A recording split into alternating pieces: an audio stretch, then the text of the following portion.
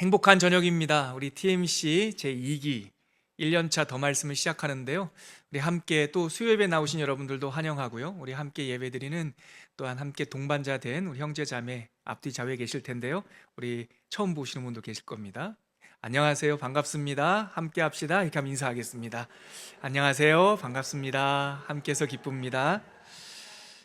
네, 오늘 이제 텐트 메이커 코쿤, 우리가 하나님의 아름다운 날개를 준비하는 이 양육의 시간 2년차, 2기가 시작됐습니다. TMC 2기 1년차, 오늘 오리엔테이션을 좀 겸해서 먼저 안내 말씀 몇 가지를 드리겠습니다.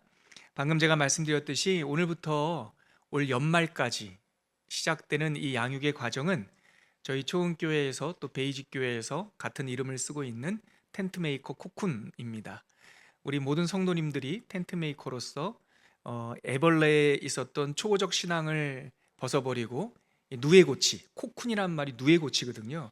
누에고치에서 우리가 살을 찌워 그 때가 지나면 이 날개를 펴고 하늘을 나르는 완전한 성숙과 탈바꿈을 소망하는 그런 양육 과정입니다. 작년까지 2년에 걸친 수료자들이 45분이 나왔고요. 이 텐트메이커 코크는 2년에 걸쳐서 진행이 돼요. 1년 차는 더 말씀, 성경 읽기와 성경 읽기에 대한 이 관주를, 주석을 꿰는 그러한 공부를 하는 거고요. 2년 차 때는 더 진리, 성경에 담겨 있는 이 성경 교리를 중심으로 여러 가지 우리가 성경 읽기, 하나님을 알아가는 데 도움이 되는 또 부속 학문들을 배우는 시간입니다. 올해는 그 2기 1년 차 더 말씀을 시작하는데요. 여러분들 강의 계획서 나눠드렸는데 혹시 받으셨는지 모르겠습니다. TMC 2기 1년차 더 말씀 커리큘럼이라고 되어 있는 유인물인데요. 온라인으로 동반 신청하신 분들도 계시고, 이 강의는 저희 교회 유튜브를 통해서 수백 명의 이 외부에 있는 성도님들도 들으시는데요. 올해는 조금 업그레이드 했습니다. 혹시 온라인으로 이 양육 과정을 함께 하시는 성도 여러분, 유튜브 그 밑에 더보기란을 눌러보시면 주소가 링크되어 있습니다. 글로 그쪽을 클릭해서 들어가면 저희 교회 홈페이지에 연결되어 있어요. 거기에 이 강의 때 사용되는 모든 강의안, 그리고 지금 제가 설명드리고자 하는 이 커리큘럼 모든 자료가 또 성경 통독표까지 다 올라가 있습니다. 그래서 온라인을 통해서 부득이 해외에서나 또한 지방에서나 또 먼 타 교회에서 들으시는 분들은 강의만 보지 마시고 이렇게 링크에서 들어가셔서 강의안이라든가 모든 자료를 함께 공유해서 드릴 테니까 배움에 도움이 되셨으면 좋겠습니다. 우리는 이미 이제 종이로 유인물로 갖고 계시죠? 보시면 오늘부터 1월 8일부터 시작해서 12월 28일 수요 예배까지, 종강 모임이면 성탄절 전날 12월 24일까지 총 44강을 하게 됩니다. 그래서 1학기에 23강을 하고요. 6월 18일까지 4주 방학이 있어요. 이것도 1기 때랑 좀 다른 겁니다. 1기 때는 저희가 처음 하는 거여서 방학도 없이 52주를 정말 힘써 달렸는데요. 사람이 쉬어야 되더라고요. 그리고 일부러 쉬는 게 아니라 그 기간, 방학 기간 4주가 시편 읽는 주간입니다. 그래서 그때 4주를 좀 쉬엄쉬엄 시편을 읽으면서 묵상하는 시간도 될 수 있겠다. 그리고 7월 23일부터 12월 17일까지 21주간 2학기를 진행하게 됩니다. 그리고 이 전반적인 커리큘럼은 말씀드렸듯이 성경 읽기가 바탕이 됩니다. 여러분들 아시겠지만 우리 교회 성경 통독표가 있죠. 온라인 들으시는 분들도 이 성경 통독표 이미지도 달력, 소위 우리가 성경 통독표 달력 형식으로 되어 있어서 원력표라고 부르는데요. 이것까지 공유해 놓겠습니다. 링크해 놓을 테니까 내려받아서 더 말씀을 가장 효과적으로 배우고 훈련하는, 양육하는 기반은 뭐냐면 성경 읽기예요. 여러분들이 성경 읽기를 개인 통독을 하면서 일주일에 한 번 이 수요일 날 그 모든 우리가 읽었던 말씀을 제가 좀 풀어드리는 시간이고요. 이 통독 순서대로 이 더 말씀 커리큘럼이 진행이 되는 겁니다. 그리고 초원교회 성도들이나 아니면 타교회 베이직교회나 아니면 통독반 있는 교회들은 통독반도 하시면서 이 양육 과정 하면서 또 성경 읽기를 함께 하시면 정말 풍성한 이렇게 집을 지어가는 성과가 있을 거라고 생각합니다. 그래서 오늘부터 제 1강이 시작되고요. 12월 17일까지 총 44강이 진행된다 기억해 주시면 되고, 강의 계획서를 참고하셔서 계속 참고하셔서 함께 따라오시면 좋을 것 같습니다. 자, 다 준비되셨죠? 오늘 더 말씀 첫 번째 시간, 창세기 첫 번째 시간 1탄 같이 나누도록 하겠습니다. 오늘 함께 나눌 말씀은 창세기 12장 1절로 3절까지 말씀을 먼저 읽겠습니다. 창세기 12장 1절부터 3절까지입니다. 다 찾으셨으면 우리 한 목소리로 읽겠습니다. 시작. 여호와께서 아브라함에게 이르시되 너는 너의 고향과 친척과 아버지의 집을 떠나 내가 내게 보여줄 땅으로 가라. 내가 너로 큰 민족을 이루고 내게 복을 주어 내 이름을 창대하게 하리니 너는 복이 될지라. 너를 축복하는 자에게는 내가 복을 내리고 너를 저주하는 자에게는 내가 저주하리니 땅의 모든 족속이 너로 말미암아 복을 얻을 것이라 하신지라. 아멘. 오늘 더 말씀 첫 번째 성경 창세기는 두 번에 걸쳐서 우리가 배우게 됩니다. 강의 다 받으셨죠? 5페이지로 되어 있는데 오늘 창세기 11장까지 제가 설명드리고 다음 주에 나머지 창세기 2 강의를 하겠습니다. 강의안을 보시면요, 먼저 첫 페이지를 한번 보시죠. 페이지 0이라고 되어 있는 저희 더 말씀의 시그니처는 우리가 읽는 성경의 목차를 만들어 드리는 게 시그니처예요. 이건 공부가 아니에요. 성경 읽기를 도와드리는 겁니다. 근데 읽다 보면 자꾸 길을 잃어버리잖아요. 성경이 상당히 분량이 크기 때문에. 그래서 더 말씀을 통해서 성도님들에게 어떻게 도와드릴까? 창세기의 목차, 구조를 말하는 겁니다. 출애굽기의 목차를 만들어서 그 구성과 구조를 일목요연하게 보여드리는 것이 이 강의의 목표 중에 하나입니다. 그래서 0페이지에 보면 창세기 태초에 하나님이 천지를 창조하시니라 이렇게 시작되지만 창세기는 4가지 사건, 4명의 사람으로 구성된 하나님의 이야기다, 이렇게 한눈에 볼 수 있습니다. 동시에 창세기, 출애굽기, 레위기, 민수기, 신명기 처음 나오는 5권의 책을 하나의 묶음으로 통일성 있게 우리는 뭐라고 부릅니까? 모세오경이라고 부릅니다. 여호수아서부터 또 12권의 책을 역사서라고 부르듯이 그렇게 묶음이 바뀔 때는 모세오경에 대한 설명 잠깐, 그리고 역사서 들어가면 역사서에 대한 설명 잠깐, 시가서에 들어가면 시가서에 대한 설명은 잠깐을 덧붙이고 있는 겁니다. 그래서 오늘 강의한 0페이지 보면 모세오경이라고 하는 제목이 앞에 나와 있고, 그 모세오경 중에 첫 번째 책 창세기에 대한 내용이 나와 있고, 창세기는 4가지 사건, 4명의 사람 이야기가 나와 있고요. 그 하부 내용, 구조 내용 옆에 주황색으로 표시되어 있죠. 다 성경 구절입니다.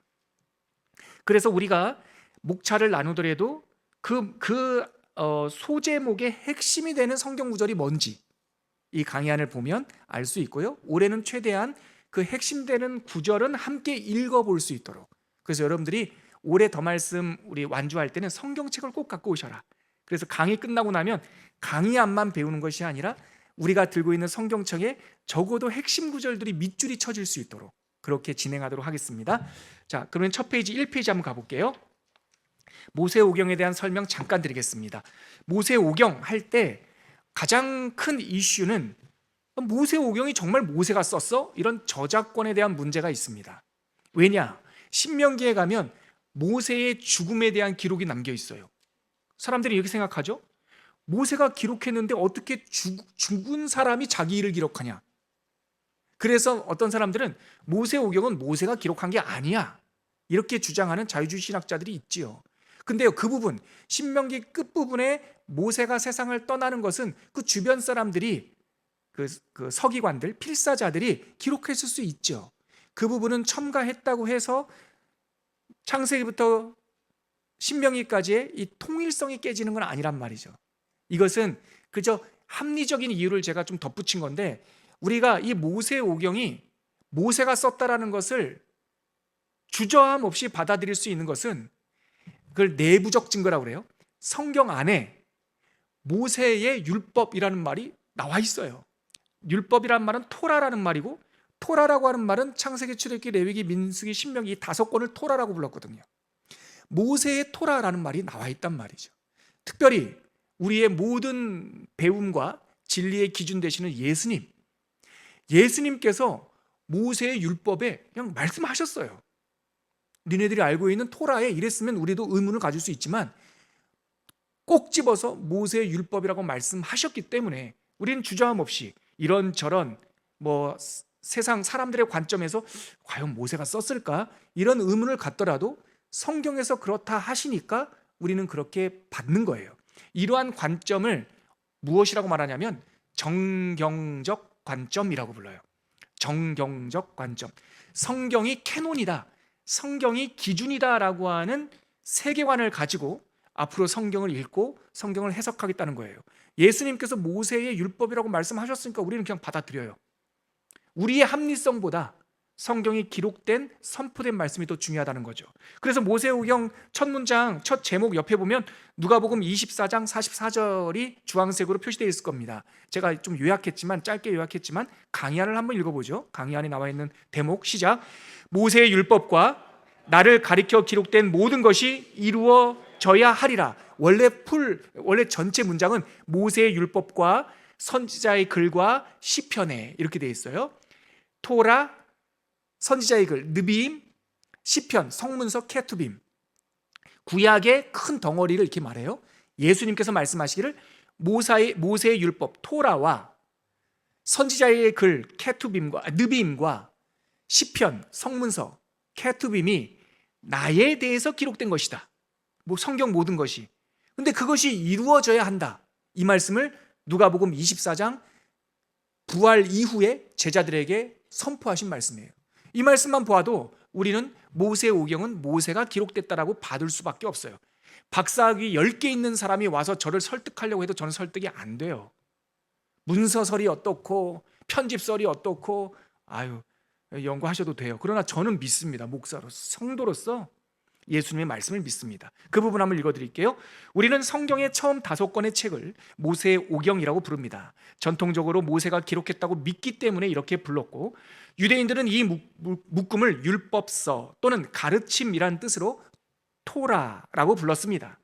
창세기, 출애굽기, 레위기, 민수기, 신명기 이 5권의 책을 모세가 기록했다는 가장 강력한 증거는 성서학자들이나 고고학자들이 아니라 문서학자들이 아니라 성경적 증거입니다. 신약 성경과 구약 성경의 다수 구절에서 모세가 이 책들 5권을 기록했다라고 증언하고 있고, 여호수아 1장 7절부터 로마서까지, 특히 제가 가장 중요하게 여기는 거, 예수님께서 직접 모세의 글이라고 말씀하셨기 때문에 누가복음 16장 29절, 요한복음 7장 19절, 누가복음 24장 44절, 우리는 이 사실을 받아들이는데 주저하지 않습니다. 우리는 그냥 믿습니다. 자, 창세기 첫 번째 책으로 들어갈게요.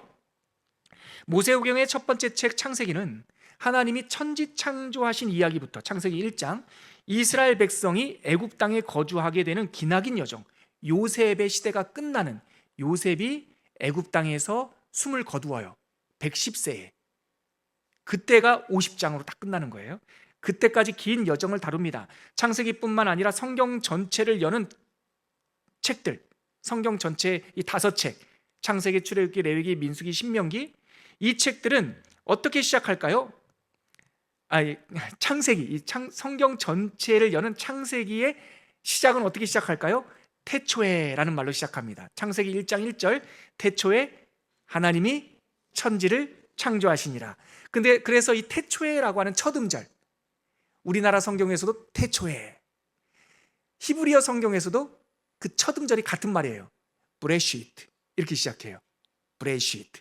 그래서 우리는 한글로 된 성경, 첫 성경을 창세기라고 부르지만 세상이 창조되던 기록, 근데 유대인들은 이 첫 책을 태초에라고 불러요. 브레시트. 이것이 전통이 되어서요, 창세기뿐만 아니라 창세기, 출애굽기, 레위기, 민수기, 신명기, 성경에 나오는 5권의 앞에 있는 책 토라를 그 첫 음절로 다 제목을 불러요. 그래서 근데 그것이 의미가 있어요.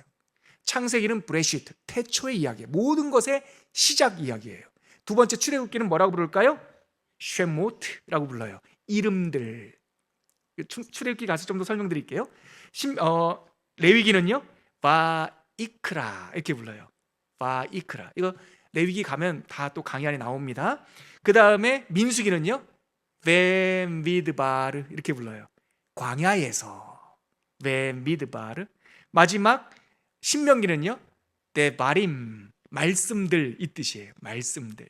그래서 모세오경의 5권의 책이 첫 단어, 거의 첫 단어, 그러니까 1장 1절에 나오는 핵심 단어로 제목을 삼았는데, 그 제목은 그저 그냥 앞에 나와서 붙인 것이 아니라 그 각 성경책의 주제를 담고 있어요. 오늘은 창세기를 다루는 날이니까 창세기만 말씀드리자면 브레시트, 태초, 시작. 즉 창세기는 모든 것들의 시작에 대한 책이에요. 태초에 하나님이 천지를 창조하시니라 라고 시작하는 이 책은 모든 것의 시작을 들려주고 있습니다. 인간사에 있어서 중요한 5가지 질문이 있는데, 세상은 어떻게 시작되었을까? 저희 초등학교 딸도요, 책 좀 읽고 머리가 커지면서 누가 알려준 것도 아닌데 이 질문을 하더라고요. 아빠, 세상은 누가 어떻게 시작됐어? 하나님이 창조하셨지? 딸아이가 이렇게 엉뚱한 질문을 해요. 그럼 하나님은 누가 만들었어? 이게 본능적 질문이에요. 세상은 어떻게 시작됐을까? 그 다음에 2번째, 나는 어떻게 시작됐을까? 인류의 시작. 3번째, 그러면 인류가 행복하기도 하지만 불행하기도 하잖아요. 죄는 어떻게 시작됐을까? 4번째, 그러면 그렇게 어두운 구석이 있다면 다시 밝아질 방법은 없나? 다시 회복의 길은 없나? 그 5번째, 그러면 그 구원받은 하나님의 백성들은 어떻게 시작됐을까? 이 5가지에 대한 질문이 창세기에 답변이 담겨 있어요. 세상의 시작, 죄의 시작, 회복의 시작, 하나님의 백성의 시작, 인류의 시작, 이 모든 것들이 창세기에 담겨 있습니다. 창세기는 크게 이러한 구조를 갖고 있어요. 2마디. 창세기는 2마디로 나눌 수 있어요. 앞에 우리 목차 봤죠? 4가지 사건, 4명의 사람, 4가지 사건을 다루는 건 오늘 이제 말씀드릴 건데, 1장부터 11장까지, 12장부터 마지막 50장까지는 4명의 인물이 나와요. 이것이 창세기의 구조입니다. 전반부는요, 창조부터 바벨탑까지는 멀고 먼 이야기예요. 시간을 가늠할 수가 없어요. 그래서 그거를 이 성경을 연구하는 사람들은요, 멀 원자, 원근법 할 때 그 원, 멀다라고 하는 뜻으로 원역사라고 말해요. 이게 몇천 년 전인지 몇만 년 전인지 가늠할 수 없어요. 그래서 1장부터 11장 바벨탑 사건까지는 먼 역사예요. 역사 시대가 아니에요. 그리고 12장부터 50장까지는 이건 가늠이 돼요. 첫 번째 족장인 아브라함이 이집트에 가서도 살잖아요. 그래서 주변 배경이 있어가지고 대략 시간을 추정할 수가 있어요. 그래서 12장부터 50장까지는 일반 역사인데, 모든 것의 역사가 아니라 하나님의 초점이 사람들, 족장들 4명에 맞춰 있기 때문에 창세기 12장부터 50장까지를 우리는 족장사 이렇게 불러요. 창세기는 원역사와 족장사로 나눌 수 있고요, 장으로 말하면 1장부터 11장까지와 12장부터 50장까지로 나눌 수 있고요, 아주 공교롭게도 4가지가 그 패키지 안에 담겨 있는데, 1장부터 11장까지 원역사에는 4가지 사건이 담겨 있고, 12장부터 50장까지는 4명의 족장의 이야기가 나온다. 그럼 4가지 사건이 뭘까요? 창조 이야기, 타락 이야기, 홍수 이야기, 바벨탑 이야기예요. 이게 원역사에 나와요. 그럼 4명의 사람은 누굴까요? 이거 유초등부 우수한 성적으로 졸업하지 않았더라도 다 알 수 있는 4명의 그 유명한 사람, 아브라함, 이삭, 야곱, 요셉. 알기는 아는데 누가 누구의 아버지인지 헷갈릴 수가 있죠? 자, 다시 한번요. 아브라함, 이삭, 야곱, 요셉. 이 4명이 12장에서 50장까지 나와요. 창세기의 대략적인 내용을 살펴보기 전 다시 한번 잊지 말아야 할 점이 있습니다. 그것은 이 이야기가 모든 구원의 역사이라는 뜻입니다. 구원의 역사, 즉 이스라엘 사람들만의 이야기가 아니라 영적인 이스라엘인 모든 성도들, 이 땅의 크리스찬들의 구원 역사이기도 합니다. 그래서 갈라디아서 3장 7절에 보면 그런즉 믿음으로 말미암은 자들은 아브라함의 자손이다 이렇게 나와 있어요. 갈라디아서 3장 7절. 또 갈라디아서 3장 29절에 보면 아브라함의 자손이라면 약속대로 유업을 이을 자니라. 저 한번 보시겠어요? 창세기를 좀 더 알아가기 전에 기억해야 될 것이 2가지가 있어요. 창세기는 모든 믿는 자들의 구원 역사다. 즉 이스라엘의 역사만을 말하는 것이 아니다. 두 번째, 그렇다고 해서 창세기에 나오는, 성경에 나오는 역사가 세상 모든 시시콜콜한 것의 모든 역사는 아니다.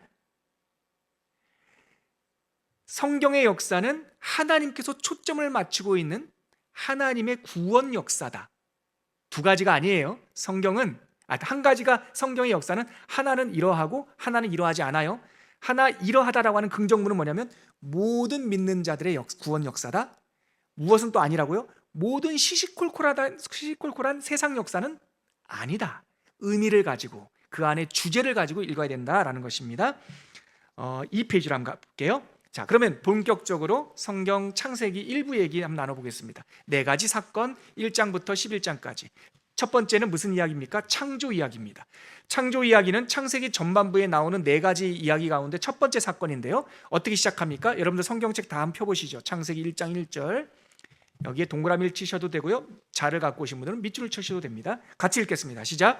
태초에 하나님이 천지를 창조하시니라 라는 선언으로 창조가 시작돼요. 말씀과 함께 즉시 완성이 돼요.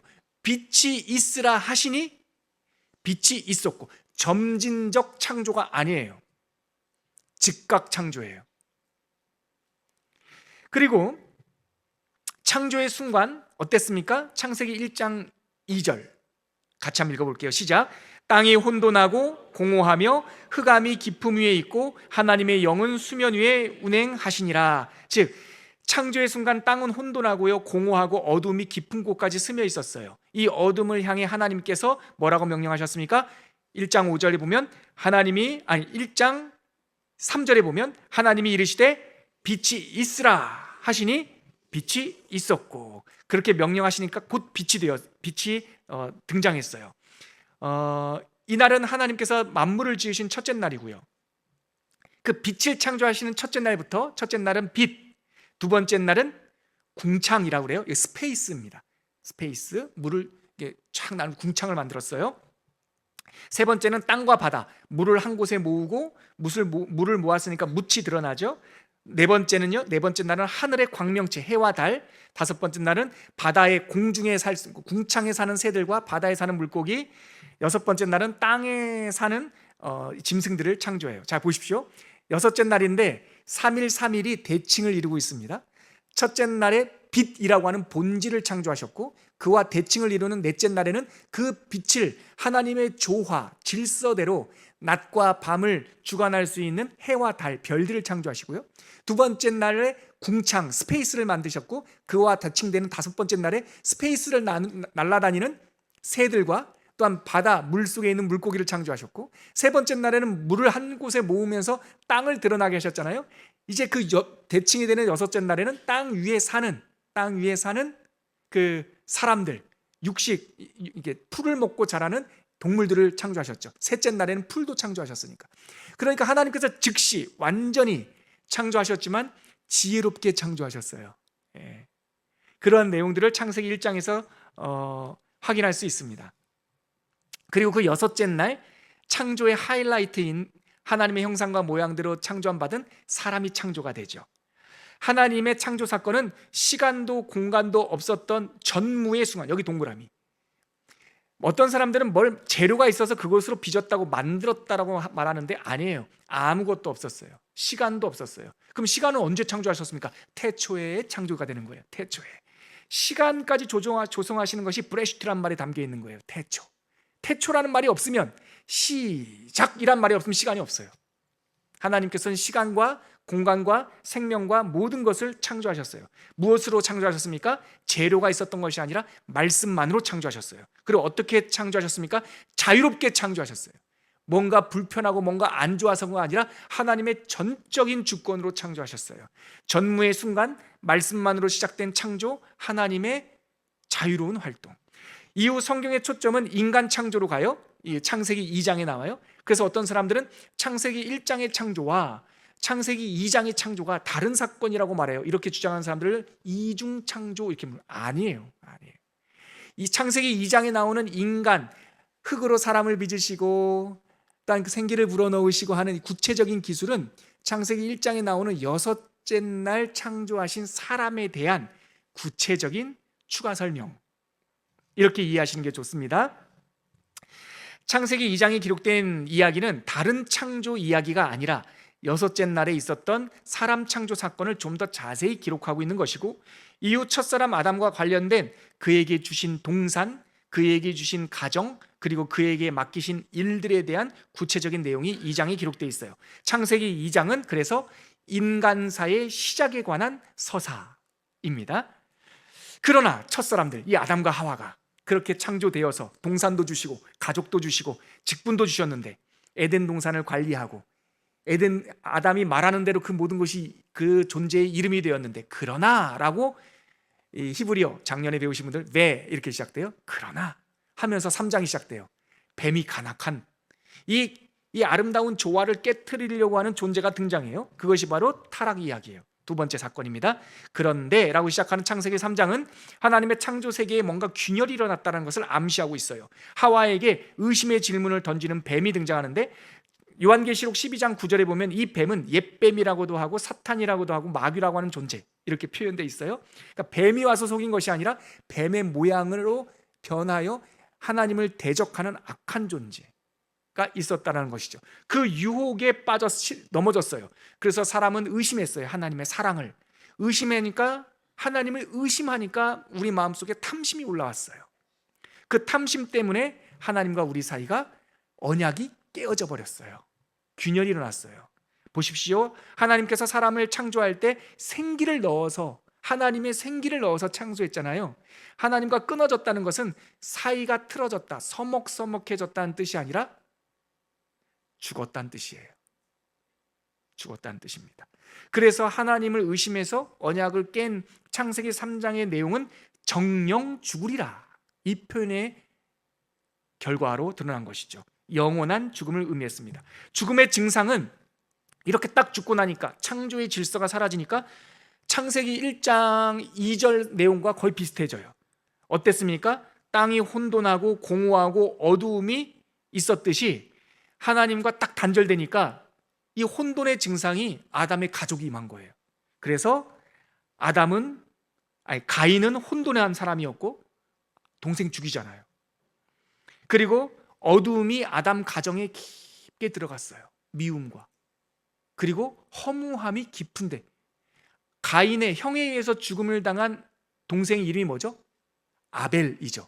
그 아벨이라는 이름의 뜻이 허무하다라는 뜻이에요. 그러니까 땅이 혼돈하고 어두움이 깊은 것이 있고, 또한 허무한 것, 공허한 것이 에덴 동산에서 쫓겨난 아담의 가족에 그대로 있었어요. 창조의 질서가 깨진 것이죠. 최초의 살인 사건을 보면서 하나님과 단절된 인간의 모습은 깊은 슬픔과 절망을 우리가 알 수 있어요. 창세기 4장 최초의 살인 사건 이야기입니다. 타락 이야기를 마무리할 때쯤에 아담과 노아에까지 이르는 계보, 히브리어로 톨레돗이라고 되어 있는데요, 계보가 나옵니다. 여러분 저 한번 보시겠어요? 제가 지금 일부러 히브리어 톨레돗이라는 말씀을 드린 까닭은 창세기에는 10번의 톨레돗이 나와요. 세상은 흔들리는데 거룩한 계보가 계속 이어진다고요. 마치 맥박처럼, 생명수줄처럼. 첫 번째 톨레돗이 창세기 5장에 나오면서 아담은 셋을 낳고, 셋은 게난을 낳고, 그 다음에 마할랄을 낳고, 이렇게 쭉 그 다음 족보가 나오는데요, 창세기 5장 한번 보시겠습니까? 5장 가보세요. 족보, 첫 번째 족보 5장 1절 같이 한번 읽어볼게요. 시작. 이것은 아담의 계보를 적은 책이라. 그만, 여기까지요. 여기서 계보가 톨레돗이에요. 자, 그러고 나서 3절 가보세요. 아담 나오죠. 그리고 5절 가니까 930세를 살고 죽었더라. 그 다음 아담의 아들 누굽니까? 셋. 그리고 그는 8절 가니까 912세를 살고 죽었더라. 세 번째 에노스, 그 다음에 죽었더라. 그 다음에 게난 죽었더라 나오죠. 13절 마할랄렐, 17절 죽었더라. 18절에 야렛 쭉 나오고 그가 20절에 가니까 살고 죽었더라. 근데 21절 에녹은 65세에 무드셀라를 낳고 쭉 내려가 보세요. 23절 그는 365세를 살았더라. 보세요, 여러분. 저 한번 보세요. 첫 번째 톨레도스를 보는데 아담은 누구를 낳고 몇 세를 살고 죽었더라. 셋은 누구를 낳고 몇 세를 살고 죽었더라. 살고 죽었더라. 살고 죽었더라. 살고 죽었더라라고 하는 족보가 계속 나오는데 아담의 7대 소신 에녹에 가서는 살았더라. 이 말만 딱 나와요. 그와 하나님 에녹이라고 하는 사람의 이름의 뜻이 뭐냐면 동행하다라는 거거든요. 그러니까 죽음의 계보 속에서 유일하게 죽지 않은 한 사람의 족보가 거기에 보석처럼 딱 박혀 있어요.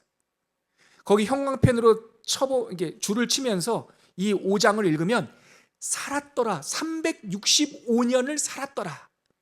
그가 죽음을 맛보지 않고 들림받았더라. 이것이 복음임을 알게 돼요.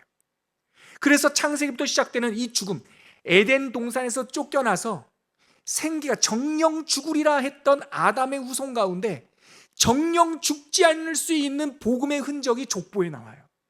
근데 그 사람의 이름이 뭐냐면 하나님과 동행한 한 사람. 그리고 그 동행, 임마누엘, 하나님이 함께 하시다라고 하는 그 언약이 예수님이 오실 때까지 쭉 이어져요. 족보로. 그리고 그 죽음을 이기신 영원한 맏아들 두 번째 아담, 죄에 굴복되지 않은 두 번째 아담이 예수님이에요. 그래서 예수님을 대망하는 것은 창세기서부터 대망하고 있는 거죠. 그 이야기를 하고 있는 겁니다. 오늘 강의 한 보면은 맨 마지막 이 부분에서 주목해야 될 것은 삶과 죽음이 나열되고 반복되고 있는 이 단순한 족보 기록 속에서 죽음의 리듬을 깨는 365년을 살았더라라고 하는 한 줄기 빛이 여기서 발견된다는 사실. 이거는 엄청난 복음입니다. 이 족보가 끝난 다음에 이제 노아 이야기가 나와요. 이 아담의 족보가 쭉 가고 나서 10대 손 32절에 보면 5장 32절 노아는 하면서 나오면서 6장에 노아 이야기가 나오죠. 자, 홍수 이야기입니다. 2페이지 맨 마지막 단락이에요. 하나님은 삶과 죽음이 반복되던 그 시대를 사람의 죄악이 세상에 가득했고 마음으로 생각하는 모든 것이 다 항상 계획하는 것이 악했다. 창세기 6장 5절입니다. 여러분들 성경책 한번 찾아보시겠어요? 창세기 6장 5절. 그렇게 아담의 족보가 쭉 이어지고 나서 노아가 살았던 그 시대에 6장 5절 같이 읽겠습니다. 시작.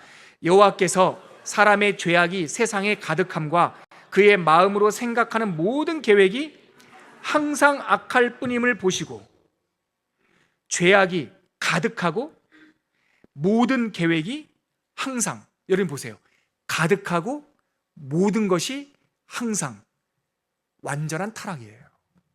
인간에게는 희망이 없는 것이죠. 그것을 노아의 홍수가 우리들에게 들려주고 있는 것이죠.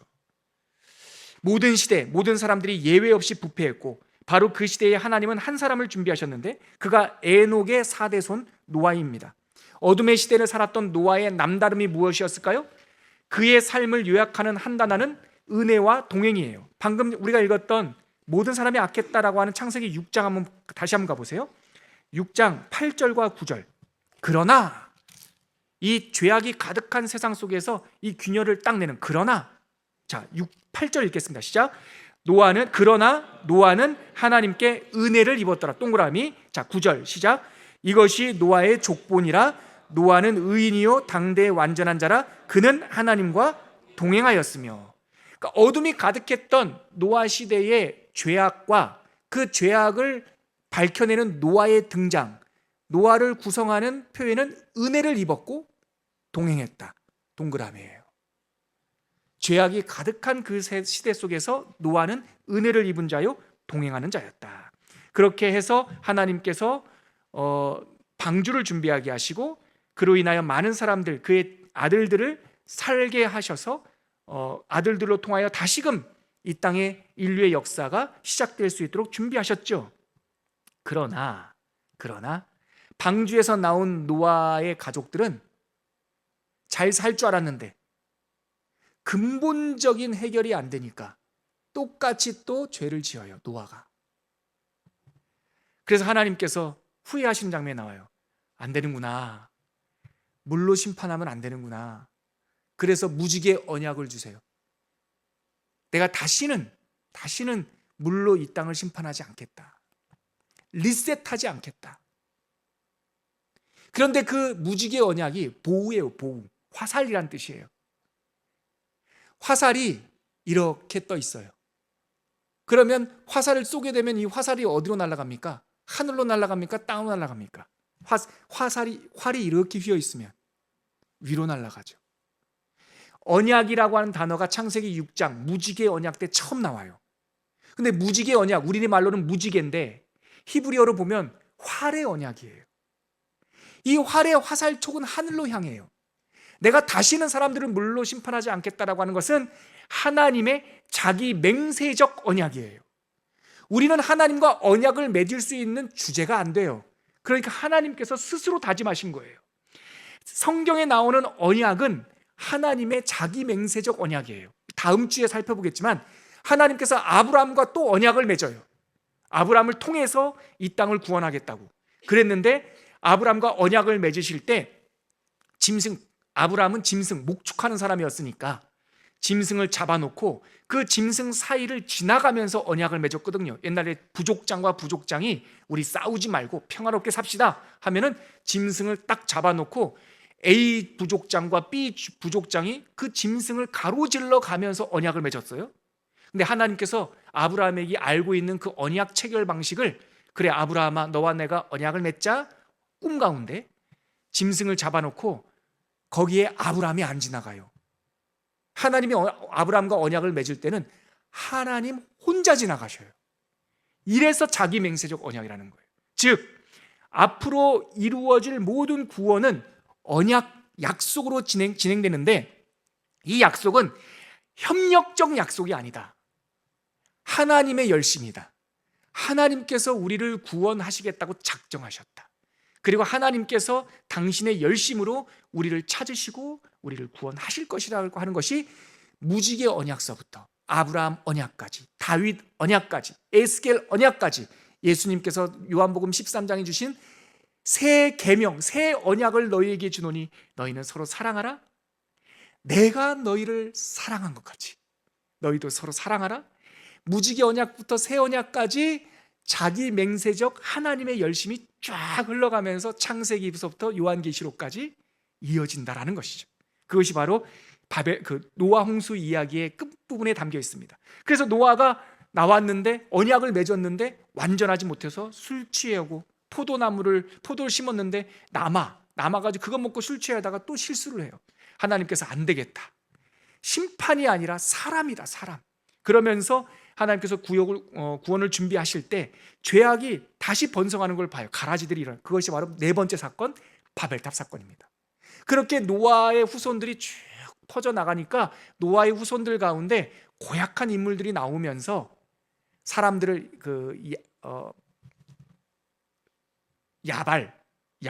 유발 이런 사람들인데요. 거기입니다. 잠깐 11장 한번 보면은요. 11장 창세기 11장 창세기 11장에 보면 이 사람들이 모여가지고 창세기 11장에 보면 4절 보세요. 4절 11장 4절 같이 한번 읽어볼게요. 시작. 또 말하되 자 성읍과 탑을 건설하여 그 탑 꼭대기를 하늘에 닿게 하여 우리 이름을 내고 온 지면에서 흩어짐을 면하자 하였더니, 바로 그겁니다. 이 사람들이 타락하고 나서 탑을 쌓아서 하나님의 보좌까지 도달해 보자, 우리가 하나님이 돼보자, 그러한 죄를 범하게 되죠. 그래서 하나님께서 안 되겠다, 얘네들이 탑을 자꾸 쌓고 하나님의 자리를 탐하다 보면 그 영광에서 떨어진 그 옛뱀, 하나님을 대적하는 자들과 똑같이 되겠다 해서 하나님께서 그 바벨탑 사건을 보시고 이 백성들을 쫙 흩어버려요. 그리고 한 사람으로부터 다시 구원의 이야기를 차근차근 써내려가는데 그 사람이 아브라함입니다. 아브라함이 12장에 등장하면서 노아부터 그래서 족보가 다시 나와요. 아브라함까지 딱 나오면서 족장사가 시작이 되죠. 여기까지가 1장부터 11장까지 요약이에요. 네 가지 사건이었어요. 여러분 한번 기억나는데 대답해 보시죠. 1장부터 11장까지 원역사에는 네 가지 사건이 담겨 있습니다. 같이 한번 목차를 보시면서 강의안을 보시면서 하셔도 됩니다. 첫 번째 무슨 이야기?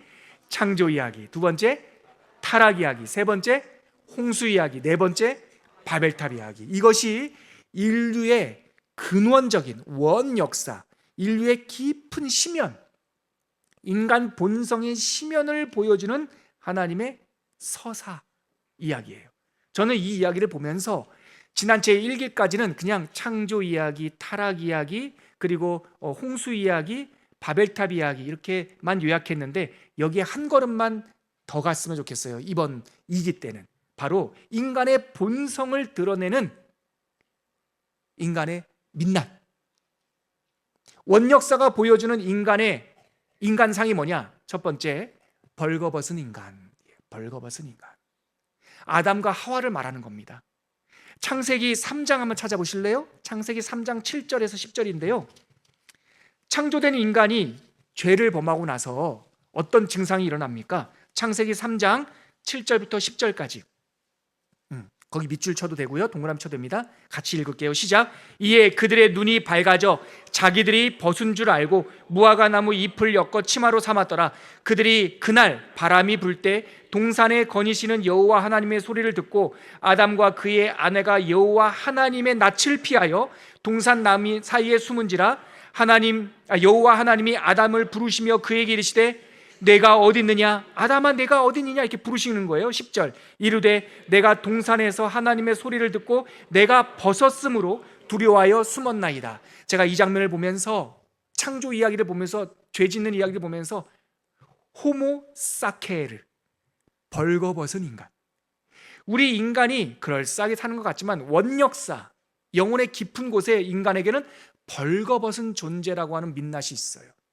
하나님을 두려워해요. 숨어요. 부끄러워해요. 두 번째, 인간의 죄가 반복되는 걸 보면서 이 원역사를 통해서 발견하게 되는 인간의 본성은, 두 번째 본성은 뭐냐? 폭력적인 인간이에요. 다른 말로 공격하는 인간. 이게 사회학적 용어가 있더라고요. 호모 인쿠르시오스라고 불러요. 어려운 말이죠? 몰라도 돼요. 공격하는 인간, 여기까지만 아시면 돼요. 창세기 4장에 나와요. 창세기 4장 23절 24절. 공격하는 인간, 폭력적인 인간이에요. 같이 한번 읽어볼게요. 라멕이 아내들에게, 창세기 4장 23절 24절 같이 읽을게요. 시작. 라멕이 아내들에게 이르되 아다와 실라여 내 목소리를 들으라. 라멕의 아내들이여 내 말을 들으라. 나의 상처로 말미암아 내가 사람을 죽였고 나의 상함으로 말미암아 소년을 죽였도다. 가인을 위하여는 벌이 7배일진데 라멕을 위하여는 벌이 77배 1이로다. 이게 바로 가인의 후손이에요. 아담의 이 벌거벗은 인간이 낳은 두 번째 인간의 본성은 라멕 같아요. 사람을 막 죽여요. 폭력적이에요. 호모 인크루시오스라고 불러요. 세 번째, 이 원역사에서 발견하는 인간의 본성이 뭐냐? 흔들리는 인간이에요. 흔들리는 인간. 어디서 이걸 발견할 수 있습니까? 노아예요. 홍수 이야기. 노아가 방주에서 나와서 포도 농사를 지어서 많이 얻었어요. 잉여물이 많으니까, 먹고 살만하니까 그걸로 뭘 합니까? 술을 만들었어요. 술을 먹고 취했어요. 흔들렸어요. 제정신이 아니었어요. 그래서 자기 아들, 손자를 저주해요. 원역사에서 발견하는 인간의 본성은 흔들리는, 술 취한 인간이에요. 9장 20절과 21절이 있어요. 창세기 9장 20절과 21절 찾아보시죠. 밑줄 치고 거기에 흔들리는 인간 이렇게 적으셔도 돼요. 흔들리는 인간. 같이 한번 읽겠습니다. 20절 21절 시작. 노아가 농사를 시작하여 포도나무를 심었더니 포도주를 마시고 취하여 그 장막 안에서 벌거벗은지라. 포도주를 마시고 취하여 흔들리는 인간. 근데 이게 일반 사회학에서는 이름이 없어요. 그래서 제가 만들었어요. 제가 조어를 했습니다. 라틴어 사전을 찾아서. 호모 비브로스라고 할 수 있어요. 떨리는 인간, 흔들리는 인간. 창세기 원역사에서 발견하는 인간 깊은 곳의 민낯은, 세 번째 민낯은 인간은 흔들린다. 취한다. 네. 기울어지고 뒤틀린다. 마지막 원역사에서 발견하는 인간의 본성이 뭘까요? 네 번째, 흩어지는 인간. 이것도 사회학적 용어가 없어서 제가 만들었어요. 호모 딜라보르라고 해요. 몰라도 돼요, 이거는. 몰라도 돼요. 그냥 이것만 하면 돼요. 흩어지는 인간. 바벨탑 사건을 통해서 알게 되는 것이죠. 아까 우리가 읽었던 11장 가보시겠습니까? 창세기 11장 7절, 8절, 9절. 7절, 8절, 9절. 창세기 11장 바벨탑 사건. 인간에게 어떤 일이 일어났습니까? 같이 읽게요. 시작. 자, 우리가 내려가서 거기서 그늘의 언어를 혼잡하게 하여 그들이 서로 알아듣지 못하게 하자 하시고, 여호와께서 거기서 그들을 온 지면에 흩으셨으므로 그들이 그 도시를 건설하기를 그쳤더라. 그러므로 그 이름을 바벨이라 하니 이는 여호와께서 거기서 온 땅의 언어를 혼잡하게 하셨습니다. 여호와께서 거기서 그들을 온 지면에 흩으셨더라. 여러분, 이거 굉장히 의미심장한 사건이에요. 자, 오늘 창세기 1탄 첫 번째 시간을 마무리하면서 창조 이야기, 타락 이야기, 홍수 이야기, 바벨탑 이야기 보았어요. 여기서 성경 읽으면 재밌게 쉽게 이미 읽었죠. 여기에 담긴 인간 영혼의 민낯 네 가지가 있다. 이 네 가지 이야기에서 파생되는 네 가지. 첫 번째, 벌거벗은 인간. 두 번째, 폭력적인 인간. 세 번째, 흔들리는 인간. 네 번째, 흩어지는 인간. 우리의 깊은 죄성이에요. 벌거벗고 하나님을 두려워하지 마십시오. 폭력적으로 공격하지 마십시오. 흔들려서는 안 됩니다. 돈에 취해, 물질에 취해, 권력에 취해 흔들리면 안 됩니다. 흩어지면 안 됩니다. 왜 흩어집니까? 언어가 혼잡해요. 커뮤니케이션이 안 돼요. 근데 보십시오. 나중에 사도행전에 가면 성령이 임하시면서 이 네 가지가 다 치유됩니다. 벌거벗은 인간이 성령의 옷을 입습니다. 폭력적인 인간이 화평케 하는 인간이 됩니다. 흔들리는 인간이, 베드로 얼마나 흔들렸어요? 안 흔들려요. 시냇가의 신명진 남처럼 굳건한 사람이 됩니다. 커뮤니케이션 못해서 막 사방관계로 도망치던 인간, 도망치던 제자들이 성령이 임하고 나면 흔들리지 않고 흩어지지 않고 모이는 사람들이 됩니다. 창세기 원역사의 인간의 죄의 증상이 예수님 때에 온전히 치유되는 역사를 앞으로 발견하게 될 것입니다. 오늘 여기까지만 할게요. 다음 주에 이제 12장부터 50장까지 4명의 족장 이야기를 함께 나누도록 하겠습니다. 오늘 오리엔테이션도 있고 그래서 시간이 좀 많이 갔네요. 그래도 첫 시간이니까 온전히 우리가 찬양으로 하나님께 고백하고 첫 시간을 마무리할까 합니다. 오늘 하나님께 올릴 찬양은 은혜로다 라고 하는 찬양입니다. 가사 묵상하면서 찬양하겠습니다.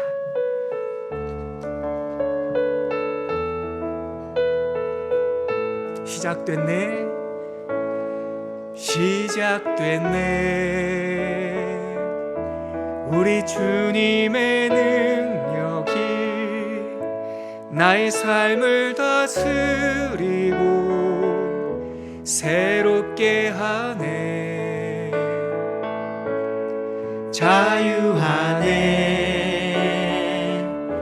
죄와 사망으로부터 나의 삶은 변하고나 충만하네. 은혜로다, 은혜로다. 주의 은혜 한량없는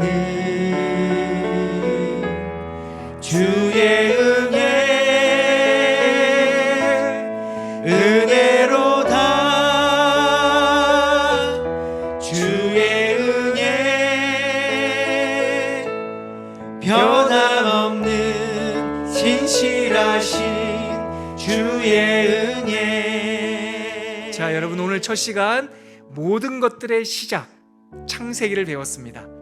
우리가 브레시트, 모든 것들이 시작됐는데 동시에 무엇이 시작됐을까요? 하나님의 은혜도 시작되는 거죠. 은혜와 동행.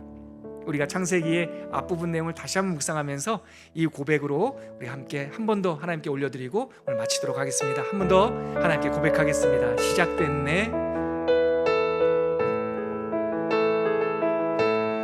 시작됐네. 우리 주님의 능력이 나의 삶을 다스리고 새롭게 하네. 자유하네, 자유하네. 죄와 사망으로부터 나의 삶은 변하고나 충만하네. 은혜로다.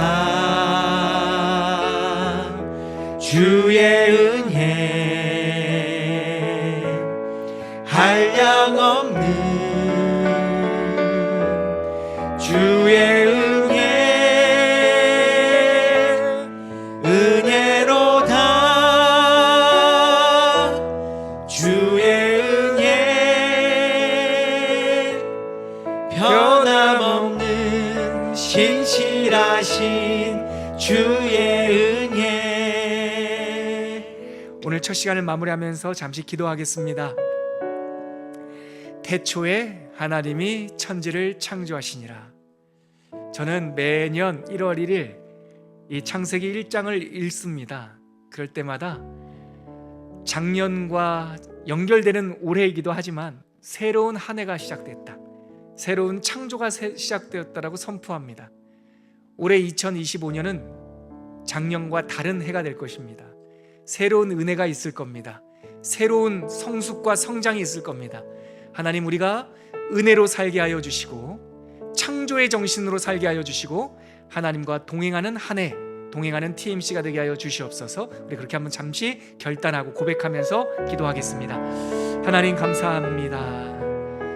태초에 하나님이 천지를 창조하셨고 모든 것을 아름답게 지으셨고 인간의 실수와 죄악과 어려운 그러한 현실 속에서도 우리들에게 동행과 은혜를 주신 하나님을 찬양합니다. 하나님 함께하여 주시옵소서. 우리 모든 성도들에게 주님의 영광을 바라보게 하시고 이 배움이 성경적 지식이 아니라 하나님과 동행하는, 하나님과 함께 습관을 익히는 경건한 습관, 하나님의 영성의 습관이 될 수 있도록 인도하여 주시옵소서.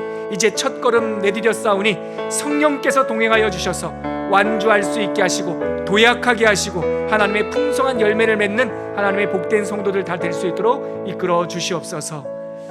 하나님 감사합니다. 하나님의 역사가 이미 시작되었고 또한 올해 새롭게 시작된 줄 믿습니다.